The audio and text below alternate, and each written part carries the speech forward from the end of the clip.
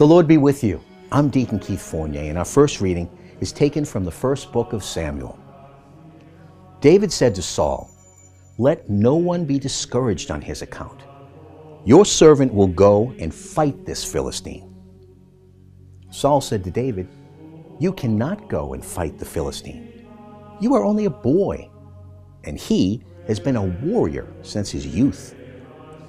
"Yahweh," David went on, "who delivered me from the claws of lion and bear, will deliver me from the clutches of this Philistine." Then Saul said to David, "Go, and Yahweh be with you."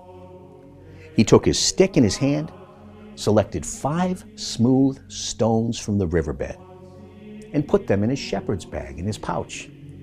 Then, sling in hand, he walked toward the Philistine. The Philistine, preceded by his shield bearer, came nearer and nearer to David. When the Philistine looked David up and down, what he saw filled him with scorn, because David was only a lad with ruddy cheeks and an attractive appearance. The Philistine said to David, "Am I a dog for you to come after me with sticks?" And the Philistine cursed David by his gods.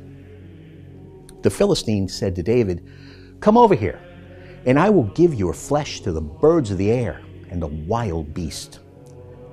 David retorted to the Philistine, "You come to me with sword, spear, and scimitar, but I come to you in the name of Yahweh Sabaoth, God of the armies of Israel, whom you have challenged.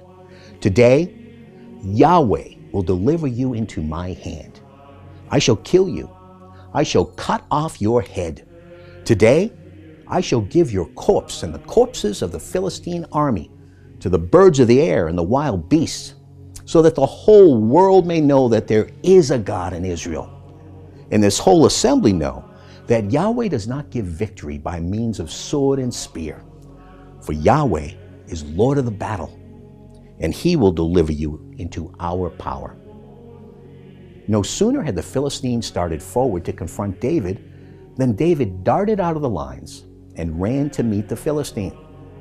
Putting his hand in his bag, he took out a stone, slung it, and struck the Philistine on the forehead. The stone penetrated his forehead, and he fell face downward on the ground. Thus David triumphed over the Philistine with a sling and a stone.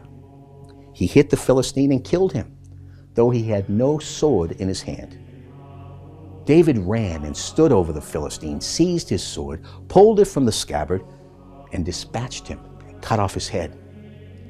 When the Philistines saw that their champion was dead, they fled. And our response is taken from Psalm 144. "Blessed be Yahweh my rock, who trains my hands for war and my fingers for battle. My faithful love, my bastion, my citadel, my Savior. I shelter behind him, my shield. He makes the peoples submit to me. God, I sing to you a new song. I play to you on the 10-string lyre, for you give kings their victories. You rescue your servant David from the sword of evil." And a reading from the Holy Gospel according to St. Mark. Another time, Jesus went into the synagogue, and there was a man present whose hand was withered. And they were watching him to see if he would cure him on the Sabbath day, hoping for something to charge him with. He said to the man with the withered hand, "Get up and stand in the middle." And then he said to them, "Is it permitted on the Sabbath day to do good or to do evil, to save life or to kill?" But they said nothing. Then he looked angrily round at them, grieved to find them so obstinate, and said to the man, "Stretch out your hand." He stretched it out, and his hand was restored. The Pharisees went out and began at once to plot with the Herodians against him, discussing how to destroy him. The Gospel of the Lord.